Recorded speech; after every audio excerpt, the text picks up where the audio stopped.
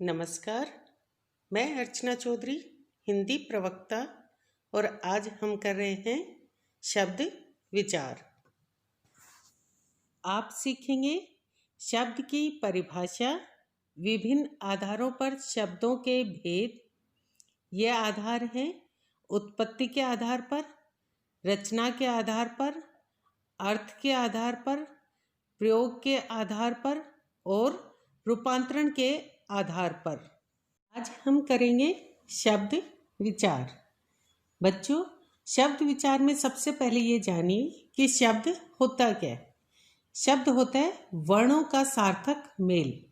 जब बहुत सारे वर्ण मिलते हैं और उनके मेल से एक ऐसा कुछ भी शब्द बनता है जिसका अर्थ निकलता हो, तो वो कहलाता है शब्द। जैसे वर्ण क्या होते हैं? ऐसी ध्वनि जिसके टुकड़े नहीं किए जा सकते। तो यहाँ प, ए, ढ, ए, न, आ, ये सब क्या है? वर्ण है। अब इन वर्णों के मेल से बना पढ़ना। आपको पता है कि पढ़ना शब्द का तो अर्थ निकलता है। पढ़ना क्या है? एक क्रिया है। लेकिन अगर आप इन्हीं वर्णों को आगे पीछे लगा दोगे, जैसे ना ढप, ऐसे ढनाप, तो ये शब्द नहीं बनते। क्यों? क्योंकि इनका कोई अर्थ ही नहीं निकलता, और जब अर्थ नहीं निकलता तो ये शब्द में ही नहीं हो सकते। इसलिए शब्द होने के लिए जरूरी है कि न केवल वर्णों का मेल, बल्कि उनका एक अर्थ भी निकलना चाहिए। अब शब्द की परिभाषा देखिए।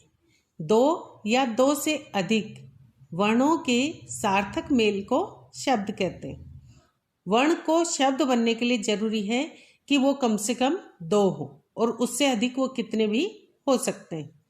और जब उनका मेल हो तो उससे जो शब्द बनेगा उसका कोई ना कोई अर्थ निकलना चाहिए। जैसे न, व, अच्छा, ये क्या है? शब्द है। न जो शब्द है वो बना है न और ए वर्ण से, और इस न का क्या अर्थ है? नहीं। तो ये न क्या है? शब्द है। इसी प्रकार व बना है व और ए वर्ण से, और व का अर्थ क्या है? और है, तो अर्थ भी निकल रहा है, तो ये क्या हो गया? शब्द है। इसी प्रकार अच्छा, अच्छा में ए, च, छ और आ, तो इस प्रकार ये चार वर्णों से बना है। अच्छा का अर्थ क्या होता है? बढ़िया, तो ये भी क्या हो गया? शब्द। अब हम करते हैं शब्दों के भेद। शब्दों के 5 भेद होते। पहला उत्पत्ति के आधार पर, दूसरा रचना के आधार पर, तीसरा अर्थ के आधार पर, चौथा प्रयोग के आधार पर, और पांचवा रूपांतरण के आधार पर। अब इन आधारों पर हम शब्दों के भेद समझने का प्रयास करते। तो पहला है उत्पत्ति या उद्गम के आधार पर शब्द के 5 भेद होते हैं बच्चों। उत्पत्ति यानी उत्पन्न। जैसे हमारी हिंदी भाषा ऐसी है बच्चों जिसमें बहुत सी भाषाओं से शब्द आए हैं। कुछ संस्कृत से आए, कुछ विदेशी भाषाओं से आए, और कुछ देसी यानी गांव की जो बोलचाल की भाषा है उनसे भी हमारी हिंदी में शब्द आए। इस आधार पर ये होते भेद 5। जैसे तत्सम, तद्भव, देशज जिसे देशी भी कहते हैं, विदेशज जिसे विदेशी कहते हैं, और संकर। तो इस प्रकार ये हो गए 5 भेद। अब देखिए तत्सम शब्द। तत्सम जो शब्द है बच्चों वो बना है तत् और सम से।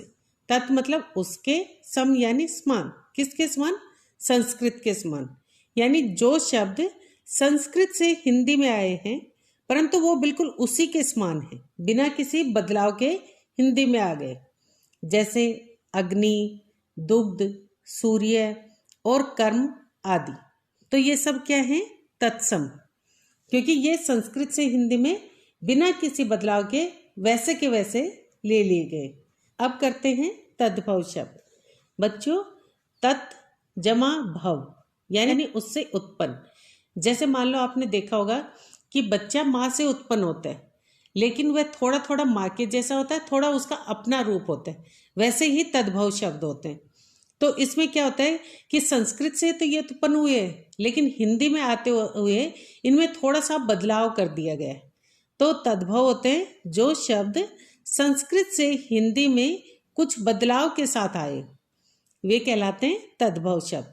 जैसे रात है, वो किससे बना है? रात्रि। रात्रि किसका शब्द है? संस्कृत का। और रात्रि से क्या बन गया? थोड़ा बदलाव के साथ रात। इसी प्रकार दांत दंत से बना, काम कर्म से बना है। अब करते हैं देशज या देशी शब्द। देश जमा जय, यानी देश से उत्पन्न, देश यानी देशी भाषाओं से उत्पन्न जो शब्द हैं वो कहलाते हैं देशज। जो शब्द देश की विभिन्न बोलियों से हिंदी में आए हैं वे देशज शब्द कहलाते। जैसे खुरपा, लुटिया, अंगोछा, ढांचा आदि, ये सब क्या हैं? देशी भाषाओं से आए हैं, लेकिन हिंदी में भी इनका प्रयोग किया जाता है, तो ये कहलाते हैं देशज शब्द। अब करते हैं विदेशज या विदेशी शब्द।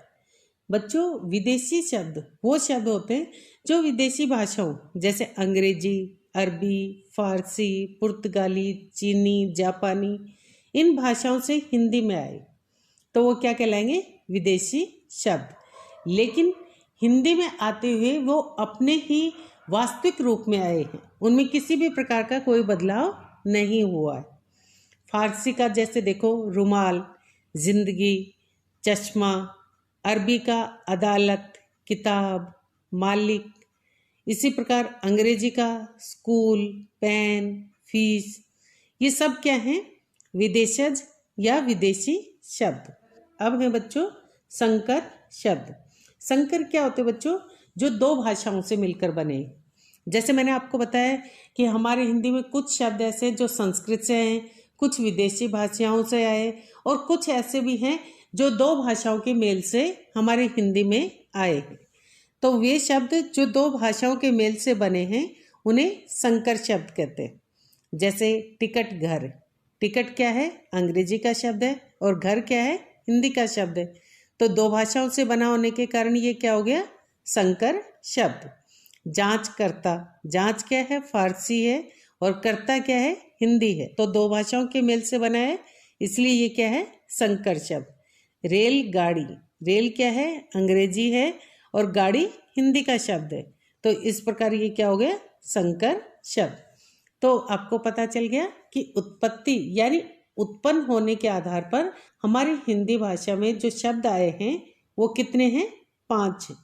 रचना की दृष्टि से बच्चों शब्दों के भेद 3 होते। पहला रूढ़, दूसरा यौगिक, तीसरा योग रूढ़। तो रूढ़ शब्द क्या होते हैं? रूढ़ का अर्थ होता है प्रसिद्ध। प्रसिद्ध किस प्रकार से? वो देखिए कि जिन शब्दों के टुकड़े या खंड करने पर उनका कोई भी अर्थ नहीं निकलता, वो किसी विशेष अर्थ के लिए वो प्रसिद्ध हो गए हो, तो वो शब्द क्या कहलाएंगे? रूढ़ शब्द। जैसे आप देखो जल, जल किसके लिए प्रयोग करते हैं हम? पानी के लिए। तो जल क्या हो गया? रूढ़ शब्द। क्यों? क्योंकि जल किससे बना है? जय और लय से। लेकिन अगर आप जय और लय को अलग करोगे तो इसका कोई भी अर्थ नहीं निकलता। इसी प्रकार से रोटी, रोटी किससे बना है? रो और टी से। अब आपने अलग किया, लेकिन ना तो रो का अर्थ है ना ही टी का कोई अर्थ है, तो इसलिए ये क्या है? रूढ़ शब्द। दाल, दाल किससे बना है? दा और लय से। अब आपने इनके टुकड़े कर दिए, लेकिन ना तो दा का अर्थ है ना ही लय का कोई अर्थ है, तो इस प्रकार से ये क्या है? रूढ़ शब्द। घर, घर किससे बना है? घ और रे से। तो न तो घ का अर्थ है न ही रे का अर्थ है, तो इस प्रकार ये क्या हो गए? रूढ़ शब्द। यानी जिन शब्दों के आप टुकड़े करो तो उनका कोई अर्थ नहीं निकलता हो और वो किसी विशेष अर्थ के लिए ही प्रसिद्ध हो गए। अब देखिए यौगिक शब्द। यौगिक बच्चों नाम से स्पष्ट है, योग। योग किनका? 2 शब्दों का। जो शब्द 2 शब्दों के योग से बने हो और दोनों के जब आप टुकड़े करोगे यानी उन खंडों को आप अलग करोगे तो उसका कोई ना कोई अर्थ निकलता हो। जैसे विद्यालय, विद्यालय किससे बना है? विद्या और आलय। अब विद्या का अर्थ है शिक्षा और आलय का क्या अर्थ है? भवन।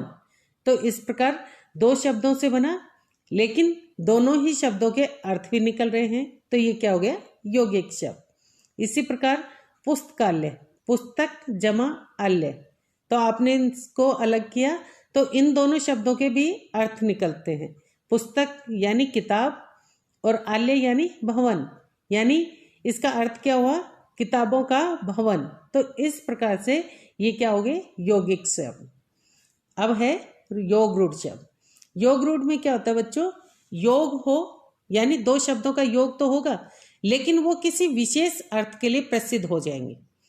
तो वो देखो, जो शब्द सार्थक खंडों के योग से बने हो, यानी जो आप अलग करोगे उनका कोई ना कोई अर्थ निकलता हो, परंतु वो किसी विशेष अर्थ को प्रकट करते हो, वो क्या कहलाएंगे, योग रूढ़ शब्द। जैसे आप देखो, पंकज, पंकज किससे बना है, पंक जमा जय, पंक यानी कीचड़, जय मतलब उत्पन्न। लेकिन अब इस हिसाब से तो क्या हुआ कि इसका अर्थ कीचड़ में उत्पन्न होने वाला। अब मछली भी कीचड़ में उत्पन्न होती है, काई भी उत्पन्न होती है, लेकिन क्या कभी आपने मछली और काई को पंकज कहा है, नहीं कहा ना।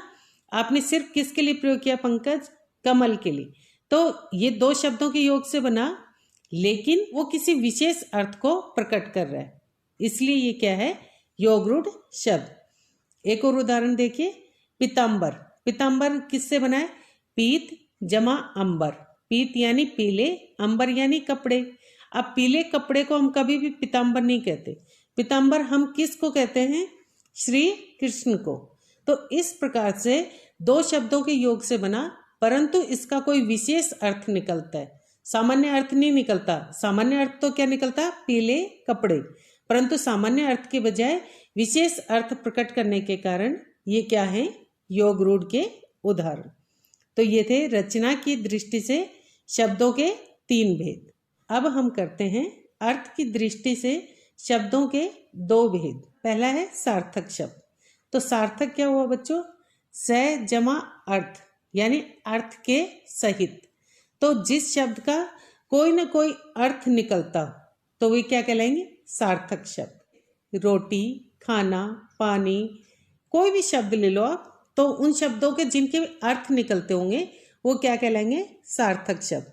लेकिन हमारी भाषा में ऐसे बहुत से शब्द हैं जिनके अर्थ नहीं निकलते, उन्हें हम कहते हैं निरर्थक शब्द। निर मतलब बिना अर्थ के, यानी ऐसे शब्द जिनका कोई अर्थ नहीं होता, तो वो क्या कहलाते, निरर्थक शब्द। बच्चों आपने बहुत जगह देखा होगा ये शब्द बोलते हुए, क्यों खिच खिच कर रही है, क्यों खिटपिट मचा रखी है। तो ये जो शब्द हैं, खिच खिच, किटपिट, ये शब्द का कोई भी अर्थ नहीं होता, फिर भी हमारी भाषा में इनका अस्तित्व है, तो ये क्या कहलाते हैं, निरर्थक शब्द। जैसे आपने देखा रोटी, रोटी का अर्थ था, लेकिन छोटी, आपने देखा होगा कि इन शब्दों का कई बार प्रयोग किया जाता है, क्या आपको रोटी छोटी खानी है, इस तो ये क्या है, निरर्थक शब्द।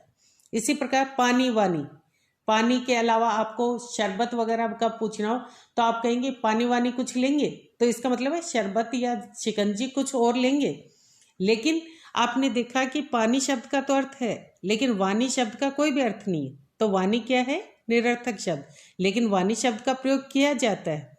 इसी प्रकार खाना वाना, तो ये कहा जाता है खाना वाना खा लो, खाना जो शब्द है उसका तो अर्थ निकलता है, लेकिन वाना का कोई भी अर्थ नहीं है, तो ये क्या है, निरर्थक शब्द। अब आपको पता है कि निरर्थक शब्दों का कोई अर्थ नहीं निकलता, तो ऐसे शब्दों के भेद भी नहीं हो सकते।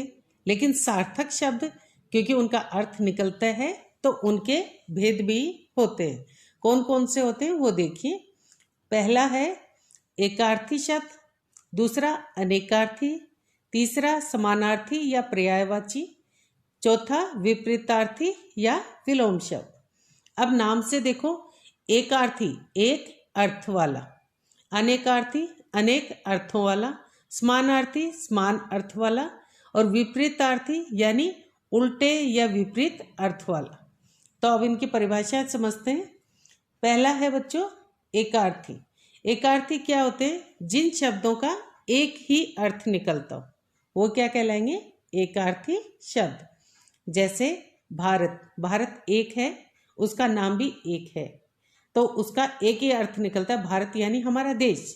इसी प्रकार चीन है, अमेरिका है, रूस है, देश के जो नाम हैं वो क्या है, एकार्थी शब्द है।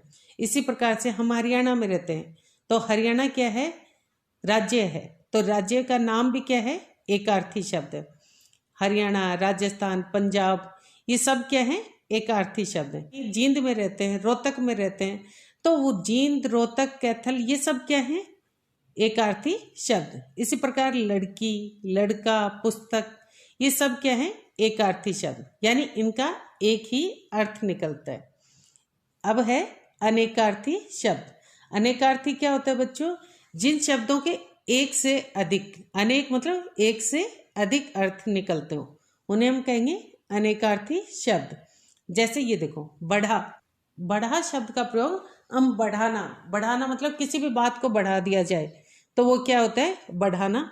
लेकिन बढ़ाना मतलब बुझाना भी होता है। जैसे हम कहते हैं ना, दीपक को बढ़ा दो, तो वो क्या कहलाता है? बढ़ाना। तो इस जगह इसका अर्थ क्या हुआ? बुझाना। तो बढ़ा शब्द के दो अर्थ हो गए, एक बढ़ाना और दूसरा बुझाना। तो ये क्या हो गया? अनेकार्थी शब्द। इसी प्रकार अंबर। अंबर कपड़े को भी कहते हैं और अंबर बादल को भी कहते हैं। इसी प्रकार अर्क। अर्क सूर्य को भी कहा जाता है और आग का जो पौधा होता है उसको भी क्या कहते हैं? अर्क। तो इस प्रकार ये क्या हो गए? अनेकार्थी शब्द। अब है बच्चों समानार्थी। समानार्थी क्या होते हैं? समान अर्थ वाले। तो समान अर्थ कैसे होगा? जिन शब्दों का दूसरा नाम, किसी भी शब्द का दूसरा जो नाम होगा वो क्या कहलाएगा? समानार्थी, या जिसका अर्थ वही हो जो उस शब्द का है, तो वो क्या कहलाएगा? समानार्थी या पर्यायवाची शब्द। जैसे नीर है, नीर को जल भी कहते हैं, पानी भी कहते हैं, वारी भी और पेय भी कहते हैं, है पर्यायवाची शब्द। इसी प्रकार औरत, महिला भी कहते हैं, स्त्री भी कहते हैं, नारी, अबला, ये सब किसके नाम हैं? औरत के। जो औरत शब्द है उसी के दूसरे नाम है, तो ये क्या कहलाएंगे? समानार्थी शब्द। अब है विपरीतार्थी या विलोम शब्द। विलोम का मतलब होता है बच्चों उल्टा। तो जो शब्द किसी शब्द के विपरीत या उल्टे अर्थ का बोध कराते हों वो कहलाते हैं विलोम शब्द। जैसे सुख, उसका उल्टा क्या हो गया? दुख। इसी प्रकार लाभ, उल्टा हानि। फिर जय और विपरीत क्या हो गया? पराजय। तो सुख, दुख, लाभ, हानि, जय, पराजय क्या हो गए? विपरीतार्थक या विलोम शब्द। तो ये थे बच्चों सार्थक शब्द के भेद। 4 थे जो। अब हम करते हैं प्रयोग के आधार पर शब्द के भेद। बच्चों प्रयोग के आधार पर शब्द के 2 भेद होते। पहला सामान्य, दूसरा पारिभाषिक या तकनीकी। अब नाम से स्पष्ट हो रहा है, सामान्य जिसका सामान्य अर्थ निकलता हो और जो सामान्य जीवन में प्रयोग किए जाते। पारिभाषिक यानी जो किसी विशेष परिभाषा को या किसी तकनीकी शब्द के लिए जिसका प्रयोग किया जाता हो वो क्या कहलाएंगे? पारिभाषिक या तकनीकी शब्द। तो पहले सामान्य शब्द देखिए। जो शब्द हमारे सामान्य जीवन में प्रयोग होते उन्हें हम सामान्य शब्द कहते हैं। जैसे घर, रोटी, दिन, रात, पढ़ना, उठना, खेलना, ये सब क्या है? सामान्य शब्द, और जिनका हम जीवन में सामान्य रूप से प्रयोग करते हैं। लेकिन पारिभाषिक जो शब्द होते हैं तकनीकी अर्थ या विभिन्न शास्त्रों में किसी विशेष अर्थ को प्रकट करते हैं, वे क्या कहलाते हैं? पारिभाषिक या तकनीकी शब्द। जैसे प्रधानाचार्य हैं, मुख्य अध्यापक हैं, मैनेजर है, कोषाध्यक्ष है, प्रधानमंत्री हैं, मुख्यमंत्री हैं, तो ये सब शब्द क्या हैं? पारिभाषिक या तकनीकी शब्द हैं। अब करते हैं बच्चों रूपांतरण के आधार पर शब्द के भेद। नाम से स्पष्ट है, रूपांतरण यानी बदलाव। रूपांतरण के आधार पर शब्द के 2 भेद होते हैं बच्चों। पहला विकारी शब्द, दूसरा अविकारी शब्द। इनके नाम को देखिए आप। विकारी, विकार मतलब परिवर्तन, जिनमें परिवर्तन होता है वो क्या हो गए? विकारी। मतलब नहीं, विकारी मतलब जिनमें परिवर्तन नहीं होता वो क्या कहलाएंगे? अविकारी शब्द। और स्पष्ट करते हैं, विकारी शब्द जिन शब्दों में लिंग, वचन, काल और कारक के कारण परिवर्तन आता है उन्हें विकारी शब्द कहते हैं। उदाहरण द्वारा इसे स्पष्ट करते हैं बच्चों। लड़का क्या है? विकारी शब्द। क्यों है? क्योंकि इसमें अगर आप लिंग बदल दोगे तो ये क्या बन जाएगा? लड़की। अगर वचन बदलोगे तो इसका बन जाएगा लड़के। और अगर आप कारक बदलोगे तो ये बनेगा लड़कों के द्वारा। इस प्रकार आपने देखा लड़का जो शब्द है वो विकारी शब्द है, क्योंकि इसमें लिंग, वचन और कारक के कारण परिवर्तन आया। तो विकारी शब्द आपको स्पष्ट हो गए होंगे। अब आगे देखिए अविकारी शब्द। जिन शब्दों में लिंग, वचन, काल, कारक के कारण कोई परिवर्तन नहीं आता उन्हें अविकारी शब्द कहते हैं। उदाहरण द्वारा स्पष्ट करते हैं। जैसे बच्चा जल्दी सोता है, यहाँ जल्दी क्या है? अविकारी शब्द।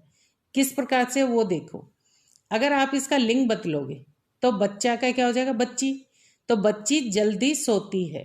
तो आप देखो बच्चा जल्दी सोता है और बच्ची जल्दी सोती है में जल्दी जो शब्द है उसमें किसी भी प्रकार का कोई परिवर्तन नहीं हुआ, वो वैसे के वैसे ही है।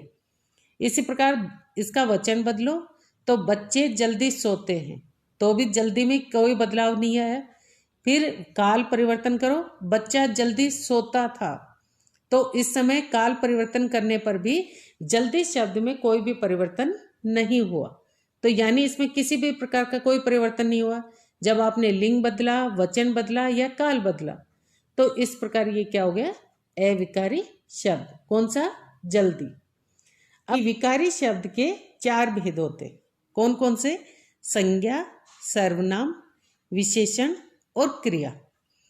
अब ये विकारी शब्द कैसे हैं वो देखिए। जैसे शेर है, शेर क्या है? संज्ञा है। तो अब शेर को आपने लिंग बदला तो शेरनी हो गया, और इसी प्रकार से आपने इसका कारक बदला तो शेर के द्वारा हो गया। तो इस प्रकार ये क्या है? विकारी शब्द है। सर्वनाम क्या होते हैं बच्चों? मैं, हम, तुम, ये सब क्या है? सर्वनाम है। तो मैं क्या है? सर्वनाम है। अब आप इसका वचन बदलोगे तो हो जाएगा हम। इसी प्रकार इसका कारक बदलोगे तो हमारे लिए। तो इसमें विकार आता है, इसलिए ये क्या है? विकारी शब्द।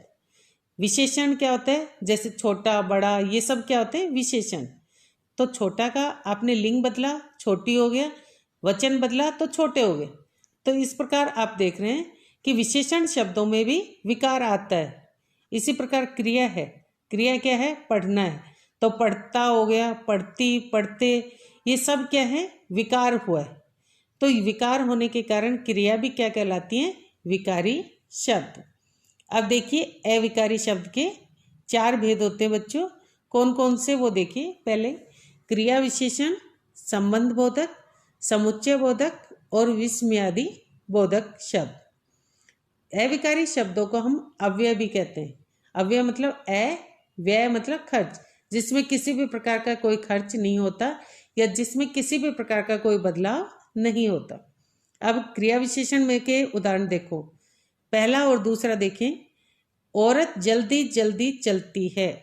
अब इसका आपने वचन बदला, औरतें जल्दी जल्दी चलती हैं।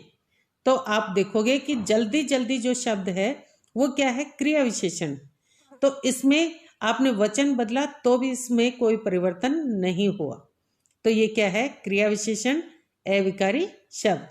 संबंध बोधक, रमा भाई के साथ दिल्ली गई। तो के साथ क्या है? संबंध बोधक शब्द है। तो इसका जब आप वचन बदलोगे तो ये हो जाएगा रमा भाइयों के साथ दिल्ली गई। तो भाइयों के करने के बाद भी के साथ में कोई भी परिवर्तन नहीं आया। तो के साथ क्या है? संबंध बोधक, और ये क्या है? अविकारी शब्द। फिर है समुच्चय बोधक। समुच्चय बोधक में क्या होता है बच्चों? और, तथा, या, ये सब क्या होते हैं? समुच्चय बोधक शब्द। जैसे राम और श्याम पढ़ते हैं। अब आपने एक और नाम लिख दिया, यानी उसका वचन बदल दिया। तो राम, श्याम और महेश पढ़ते हैं। तो इस प्रकार वचन बदलने के बाद भी और में कोई भी परिवर्तन नहीं हुआ। तो ये क्या है? समुच्चय बोधक शब्द का उदाहरण। और ये क्या है? अविकारी शब्द। फिर है विस्मयादि बोधक शब्द। विस्मयादि बोधक शब्द वो होते हैं बच्चों, हे, अरे, वाह। तो उदाहरण देखो। वाह क्या सब्जी बनी है। इसमें वाह शब्द क्या है? विस्मयादि बोधक शब्द। अब आपने इसका वचन बदला तो वो क्या हो गया? वाह क्या सब्जियां बनी हैं। तो वचन बदलने के बाद भी वहाँ में कोई भी परिवर्तन नहीं हुआ, तो ये किसका उदाहरण है? विस्मयादिबोधक का, और ये अविकारी शब्द का भी उदाहरण है। तो अब आपको स्पष्ट हो गया कि शब्द के विभिन्न आधारों पर नाम। उम्मीद है आपको ये वीडियो पसंद आया होगा। अगर आपको ये वीडियो पसंद आया हो तो इसे लाइक करें, शेयर करें, और अभी तक आपने मेरे चैनल को सब्सक्राइब नहीं किया है तो उसे सब्सक्राइब करें। मेरे पिछले वीडियो के लिंक आपको डिस्क्रिप्शन बॉक्स में मिल जाएंगे। धन्यवाद।